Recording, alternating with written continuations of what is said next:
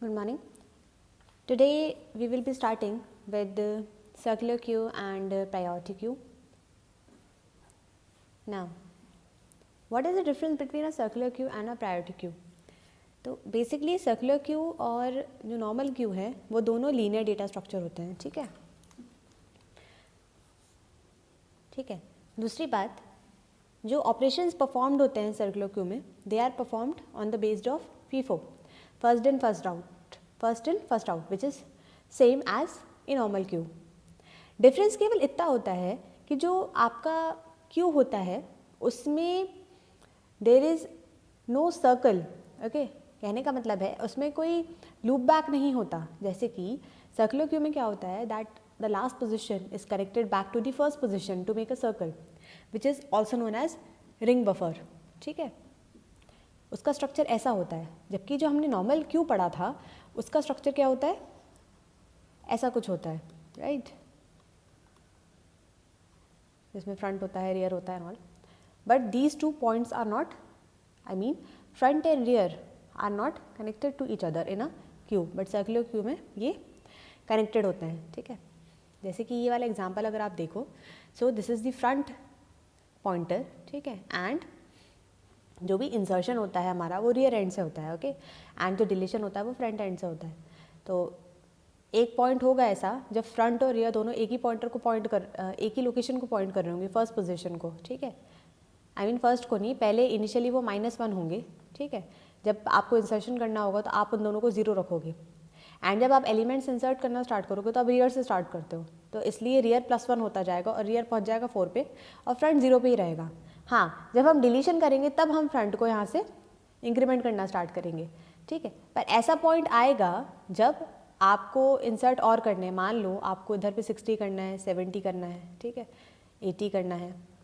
ठीक है, आपने इंसर्ट कर लिया और आप क्या करो, फ्रंट से डिलीट भी करते जा रहे हो. ठीक है, आपने 10 हटाया, 20 हटाया.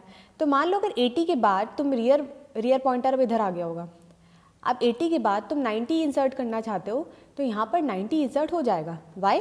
Because this is a circular queue. ये एक बहुत बड़ा ड्रॉबैक था क्यू में कि जब आप फ्रंट से डिलीशन कर देते थे तो ये वाला पोजीशन खाली हो जाता था. यहाँ पर आप वापस इंसर्शन नहीं कर सकते क्योंकि रियर पॉइंटर आपका पीछे पहुँच जाता था. ओके, पर क्योंकि यहाँ पर एक पूरा लूप बना हुआ है, यहाँ पे कनेक्शन है, इसलिए आप आसानी से इंसर्शन कर सकते हो. तो इसलिए circular queue is very beneficial for saving space. Okay, अब एग्जाम्पल देखो क्या हो रहा होगा.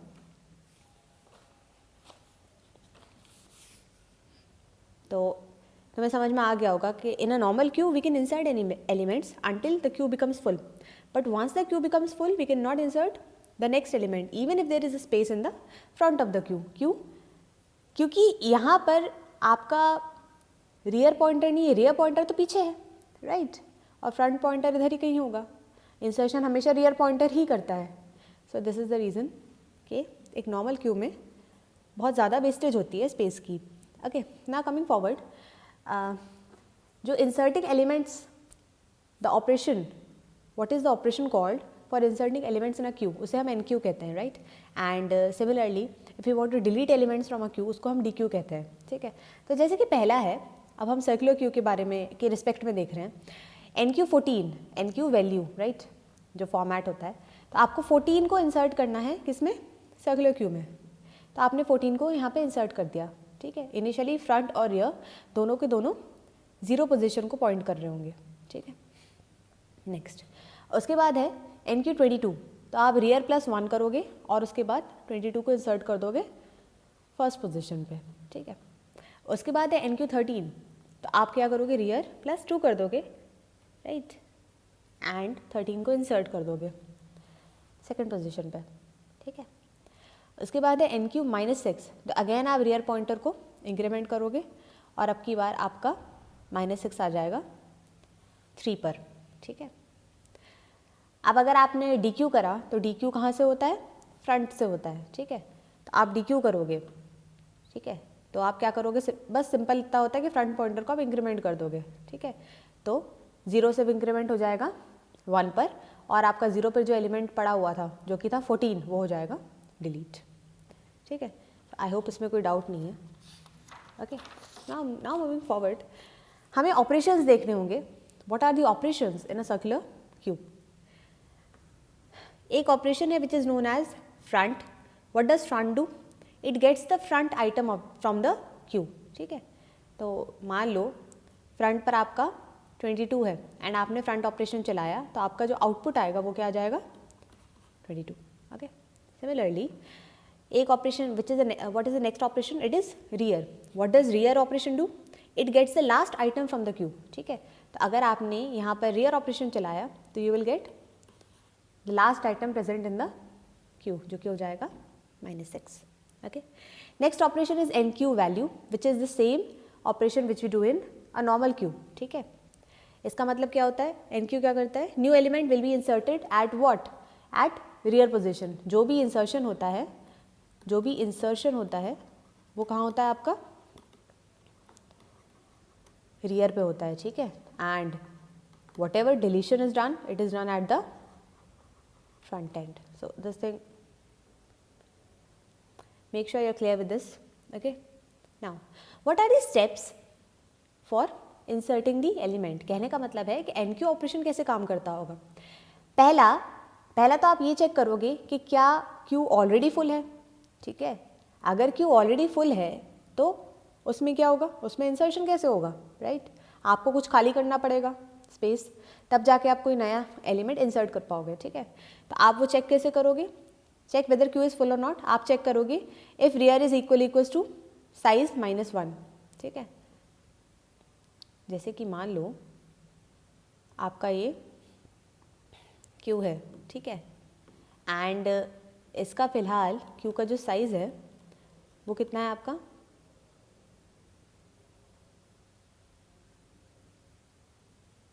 8 है. ठीक है, सो अगर रियर पॉइंटर साइज -1 मतलब 7 पर रखा हुआ है, यही लिखा हुआ है ना इसमें, if rear is equals to size -1 मतलब अगर वो 7 पर है and front is equals to 0 और फ्रंट इधर है. ठीक है, कहाँ गया? हाँ, और rear is equals to front -1. आप समझ रहे हो? मतलब अगर ऐसी कोई कंडीशन आती है जब आपका रियर पॉइंटर बहुत पास है, इधर अगर रियर है तो नेक्स्ट ब्लॉक में आपका फ्रंट है, उस केस में आपका क्यू फुल है. Okay, this is what this line says. Okay, तो ये दोनों कंडीशन उन्होंने कवर कर ली. ये तो जनरलाइज कंडीशन हो गई कि अगर rear is equals to front -1. ठीक है, या फिर rear is equals to size -1 and front is equals to 0. ठीक है, अगर फुल है तो फिर तो ऐसे चेक हो गया. ठीक है, if it is full then you have to display that queue is full. But if queue is not full, तब आप क्या करोगे? आप वापस से चेक करोगे. कैसे चेक करोगे? If rear is equals to size -1 and front is not equals to 0. कहने का मतलब है ये दोनों कटिगुअस लोकेशंस में नहीं है. फ्रंट इधर नहीं है, फ्रंट इधर कहीं होगा, तब तो इधर कोई स्पेस बची होगी. Right, then if it is true then set rear equals to 0 and insert element. ठीक है, उस केस में आप इंसर्ट कर दोगे एलिमेंट को. Okay, now next we have dequeue operation. Dequeue operation कहाँ पर होता है? फ्रंट पोजीशन पे. अगेन फर्स्ट कंडीशन आप क्या चेक करोगे कि क्यू एम्प्टी तो नहीं है. आप मान लो आप डिलीट करना जा रहे हो एलिमेंट्स को, बट आप पहले ये भी तो चेक करो एलिमेंट्स है भी कि नहीं है क्यू में. अगर एलिमेंट्स है ही नहीं क्यू में तो आप कैसे डिलीट करोगे? Right, so you first thing that you have to check is check whether the queue is empty और नॉट. एंड वो आप कैसे चेक करोगे? चेक करो कि फ्रंट इज इक्वल्स टू -1. ठीक है, next if it is empty then you will display. तो यहाँ पे आप डिस्प्ले कर दोगे क्यू इज एम्प्टी. पर अगर queue is not empty then you will move to step number 3. Now coming on to the step number 3, we are going to check if front is equals to rear. ठीक है, and if it is true then you have to set front equals to rear equals to -1. ठीक है, else आप check करोगे if front is equals to size -1 and now अगर ये condition true है तब आप सेट कर दोगे front को equals to 0 and then you are going to return the element. ठीक है, now क्योंकि इन सभी ऑपरेशंस में एनक्यू डीक्यू में कोई लूप नहीं था. Okay, we didn't have any loop, इसलिए जो इनकी टाइम कॉम्प्लेक्सिटी हो जाएगी वो ऑर्डर ऑफ 1 रहेगी. ठीक है, नाउ सर्कुलर क्यू के एप्लीकेशंस क्या होते हैं? सर्कुलर क्यू मेमोरी मैनेजमेंट में यूज़ होता है, इसके बारे में आप थोड़ा पढ़ के देखना कि मेमोरी मैनेजमेंट में वो कैसे यूज़ हो रहा है. देन ट्रैफिक सिस्टम में भी it is being used, CPU scheduling में it's being used. So this is going to be a task for you people. आप इसके बारे में पढ़ेंगे and just make a short note about it. Okay, so just make a short note about all the 3 applications. Okay, आप short में देखिएगा and you have to write about them briefly. ठीक है, कि बेसिकली सर्कुलर क्यू कैसे use हो रहा है इन तीनों एप्लीकेशंस में. Okay, now coming on to the next one, we have priority queue. अब priority queue is an abstract data type. ठीक है, ये याद रखना बहुत ज़रूरी है.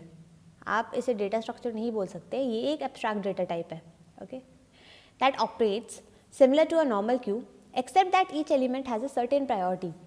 प्रायोरिटी क्यू भी क्यू जैसा ही होता है, बस फ़र्क इतना हो जाता है कि हर एलिमेंट की कुछ सर्टेन प्रायोरिटी होती है. ओके, नाउ प्रायोरिटी होती क्या है? How are you going to define the word priority? The priority of the elements in the priority queue determine the order in which elements are removed from the priority queue. ठीक है, तो इसका मतलब है ये. ठीक है, ये ध्यान रखना. Now, अब नेक्स्ट क्वेश्चन ये आना चाहिए कि what is a priority queue. Now suppose all the values are inserted in a priority queue and उसमें ऑर्डरिंग क्या है? With an ordering imposed on the numbers to be from least to greatest. मान लो ये एक ordering है. ठीक है, नाउ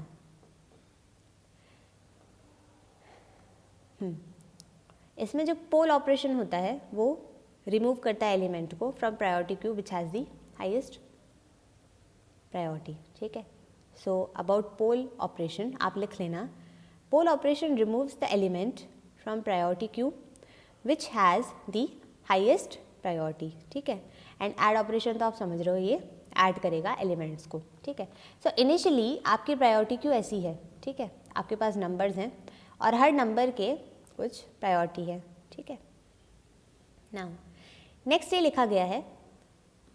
तो हाँ, अब पहला ऑपरेशन क्या है हमारा? पोल है.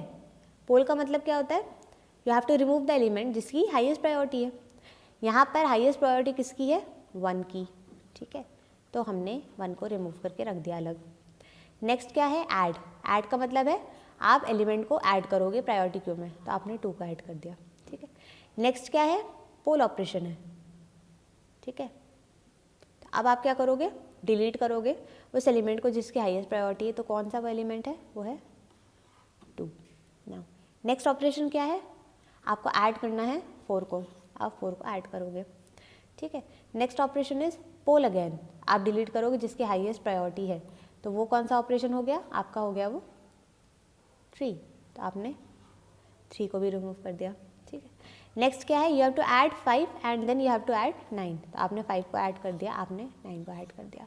And the last operation is poll rest. मतलब जितने भी एलिमेंट्स बचे हुए हैं सबको आप पोल कर दो.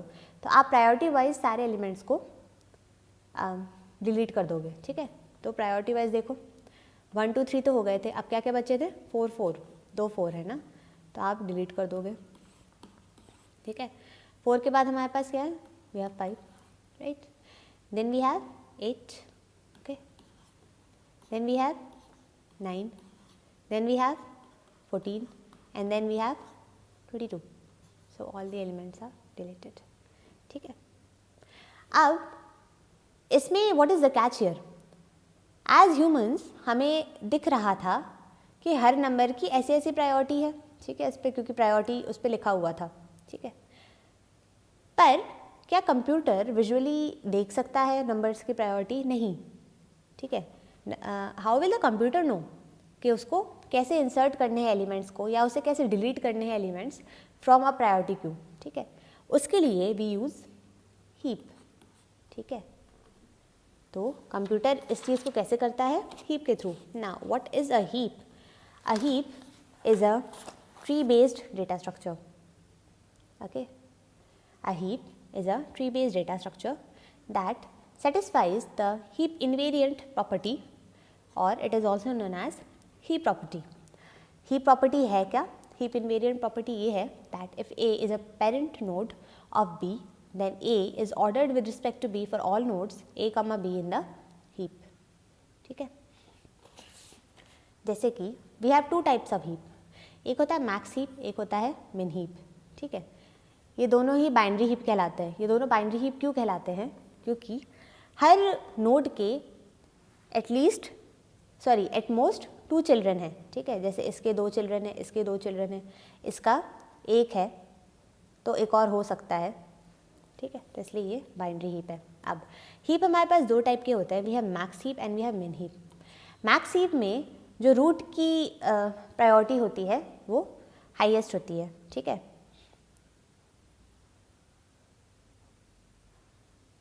इसलिए आप देखो कि रूट आपके दोनों चाइल्ड नोड से बड़ा ही है. ठीक है, चाहे इसमें देख लो चाहे इसमें देख लो. सिमिलरली मिन हीप में जो रूट की प्रायोरिटी होती है वो चाइल्ड नोड्स से छोटी होती है. जैसे कि ये है ना, सारे केसेस में आप देख लो 2 is less than 4 and 5, 3 is less than 6 and 4, right. तो ये हो गया. नाउ कमिंग फॉरवर्ड,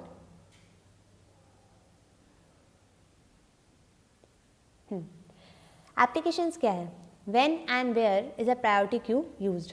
पहली बात तो it is used in certain implementations of Dijkstra's shortest path algorithm. ये एक ग्राफ बेस्ड एल्गोरिथम है जो कि ग्राफ डेटा स्ट्रक्चर में यूज़ होती है. ठीक है, नेक्स्ट एप्लीकेशन इसका ये है that if you need dynamically, अगर आपको डायनेमिकली फेच करना है which is the next best और which is the next worst element, तब भी आप प्रायोरिटी क्यू का यूज़ करते हो. नेक्स्ट हफमैन कोडिंग जो होती है उसमें भी प्रायोरिटी क्यू यूज़ होती है. ठीक है, नेक्स्ट हमारे पास ऐसी एल्गोरिथम्स हैं जिन्हें हम कहते हैं best first search algorithms. For example we have A star algorithm in BFS, तो वो भी प्रायोरिटी क्यू का यूज़ करते हैं. And lastly again graph based algorithms में जब हमें we have to find the minimum spanning tree. ठीक है, तो मिनिमम स्पैनिंग ट्री एल्गोरिथम्स जो होते हैं वो भी प्रायोरिटी क्यू ही यूज़ करते हैं. Okay, so we are winding up with the circular queue and priority queue. Next हम यूनिट 4 स्टार्ट करेंगे which is link list. So thank you.